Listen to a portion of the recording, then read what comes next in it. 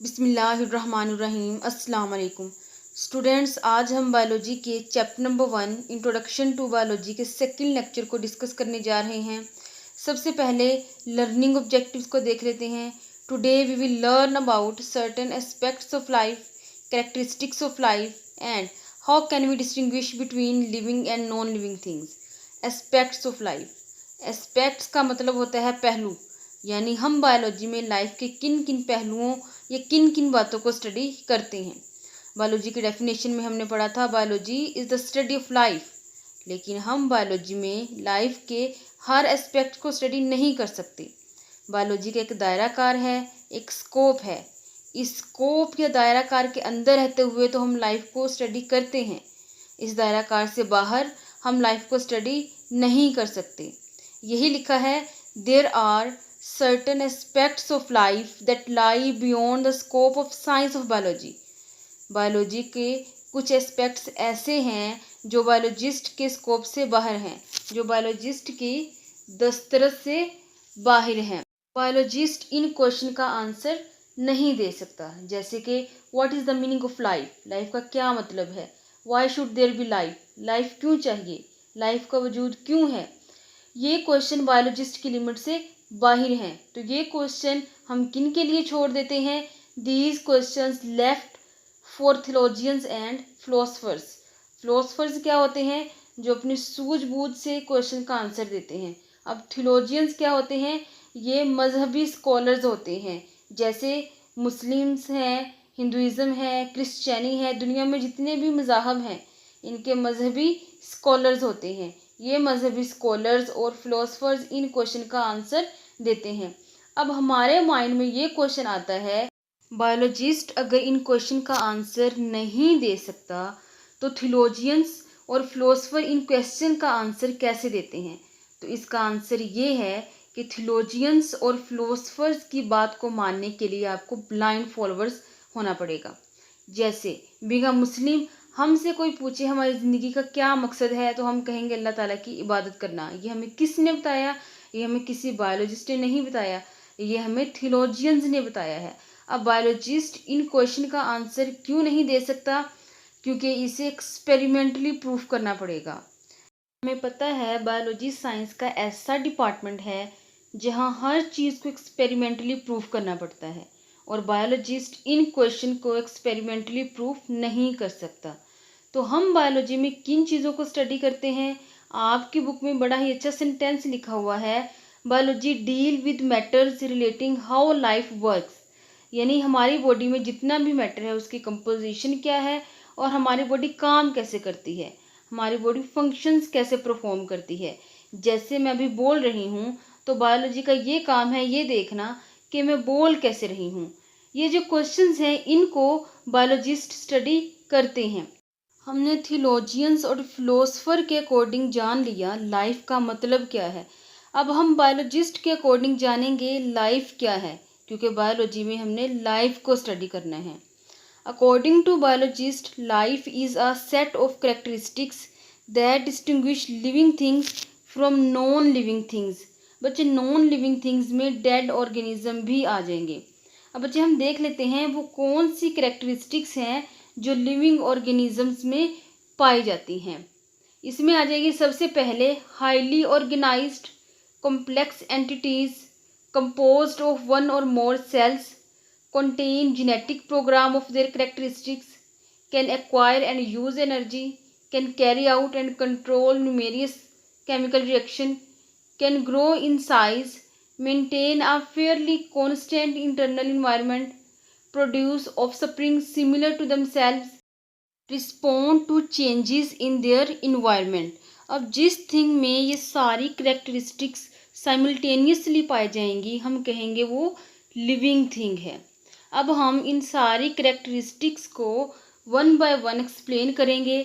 सबसे पहले हमारे पास आ जाती है हाईली ऑर्गेनाइज्ड, मतलब जो लिविंग ऑर्गेनिज्म होते हैं वो हाईली ऑर्गेनाइज्ड होते हैं। इनकी तरतीब बदल नहीं सकती।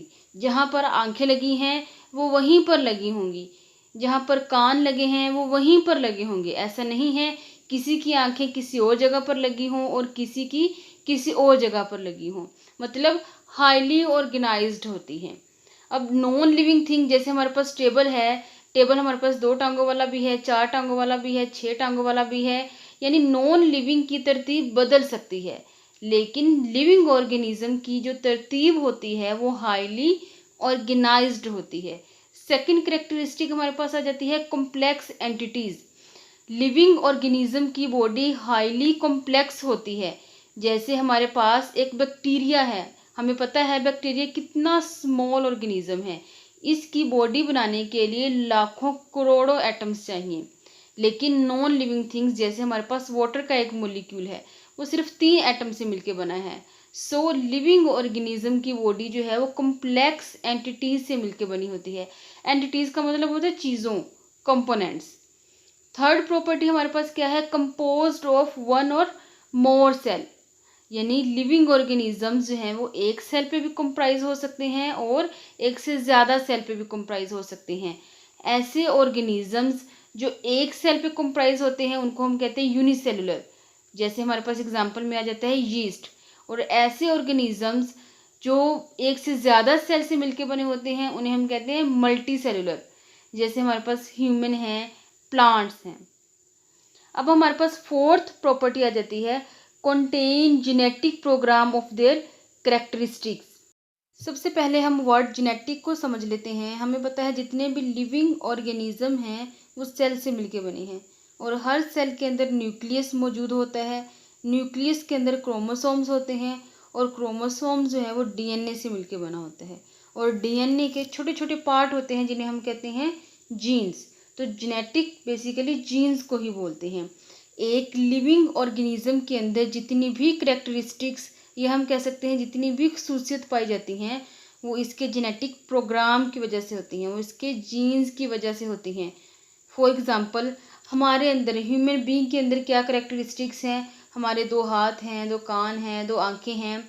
तो अगर हमसे कोई पूछे है हमारे 2 हाथ क्यों हैं, हम कहेंगे क्योंकि हमारे पास 2 हाथ के जीन्स हैं। हमारे 2 कान क्यों हैं, क्योंकि हमारे पास 2 कानों के जीन्स हैं। नेक्स्ट कैरेक्टरिस्टिक है carry out and control numerous chemical reaction. हम जानते हैं लिविंग ऑर्गेनिज्म में हज़ारों केमिकल रिएक्शंस हो रहे होते हैं। अब लिविंग ऑर्गेनिजम्स केमिकल रिएक्शन को कैरी भी करते हैं, यानी इनको चलाते भी हैं और इनको कंट्रोल भी करते हैं, यानी केमिकल रिएक्शन का होना भी ज़रूरी है और इनका कंट्रोल में होना भी ज़रूरी है। फॉर एग्ज़ाम्पल हमारी बॉडी में जो केमिकल रिएक्शन हो रहे हैं अगर ज़रूरत से ज़्यादा हो जाए तब भी नुकसानदेह हैं और अगर ज़रूरत से कम हो तब भी नुकसानदेह हैं।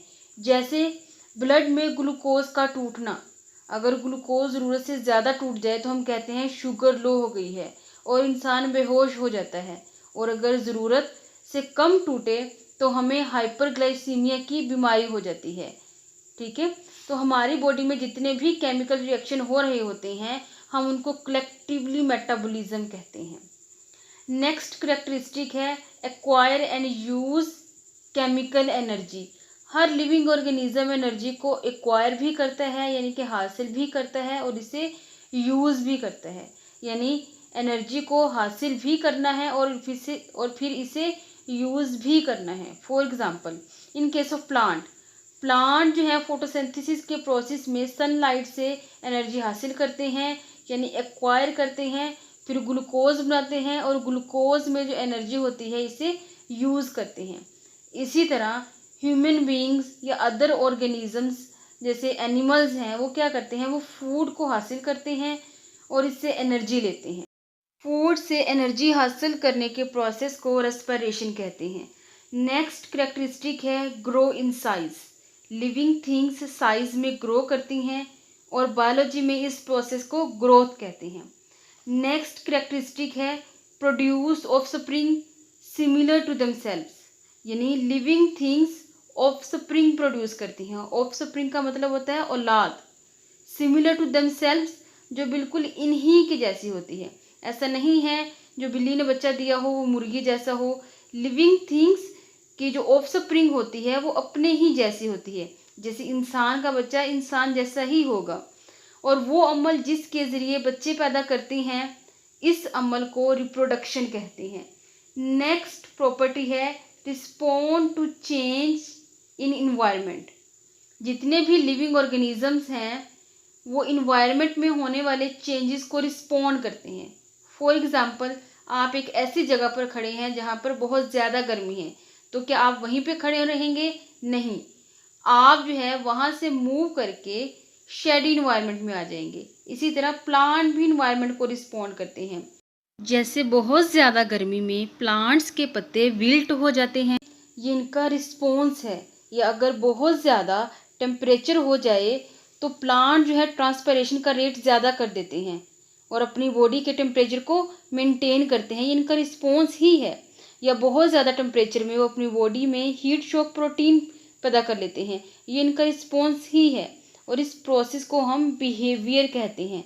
बच्चे, लास्ट प्रॉपर्टी है, ये हम कह सकते हैं लास्ट कैरेक्टरिस्टिक है, मेंटेन इंटरनल इन्वायरमेंट। जितने भी लिविंग ऑर्गेनिज्म हैं वो अपने इंटरनल इन्वायरमेंट को मेंटेन रखते हैं। इस प्रोसेस को होम्योस्टेसिस कहते हैं। होम्योस्टेसिस को हम सेकेंड ईयर में डिटेल से पढ़ेंगे। बहरहाल हम देख लेते हैं होम्योस्टेसिस क्या होता है। हमारे एक्सटर्नल इन्वायरमेंट में जितनी मर्जी फ्लक्चुएशंस आ जाएं, जितनी मर्जी चेंजेस आ जाएं, हमारी बॉडी के इंटरनल टेम्परेचर में कोई चेंजेस नहीं आती। हमारी बॉडी का इंटरनल टेम्परेचर मेंटेन रहता है। फॉर एग्ज़ाम्पल, अगर एक्सटर्नल इन्वायरमेंट का टेम्परेचर इंक्रीज़ हो जाए, 50 डिग्री सेल्सियस तक पहुंच जाए, तब भी हमारी बॉडी का इंटरनल टेम्परेचर 36 टू 38 के दरमियान ही रहेगा। और अगर एक्सटर्नल इन्वायरमेंट में टेम्परेचर जो है वो बहुत ज़्यादा डिक्रीज़ हो जाए, यानी 15 डिग्री सेल्सियस तक पहुंच जाए, तब भी हमारी बॉडी का इंटरनल टेम्परेचर 36 टू 38 के दरमियान ही रहेगा। सो स्टूडेंट, जिसमें ये सारी कैरेक्टरिस्टिक साइमल्टेनियसली पाई जाएंगी, हम डिक्लेयर कर देंगे कि वो लिविंग थिंग है। बच्चे, साइमल्टेनियसली का मतलब है बैक वक्त। जिसमें ये सारी की सारी कैरेक्टरिस्टिक पाई जाएंगी वो लिविंग ऑर्गेनिज्म होगा। और इनमें से अगर एक कैरेक्टरिस्टिक भी एब्सेंट होगी तो उसको हम लिविंग ऑर्गेनिज्म कंसीडर नहीं करेंगे। आई होप अब आपको पता चल गया होगा कि हम लिविंग और नॉन लिविंग थिंग में कैसे डिस्टिंग्विश कर सकते हैं। This is all about today's lecture. If you have any question, do write your question in comment section. अल्लाह हाफिज़।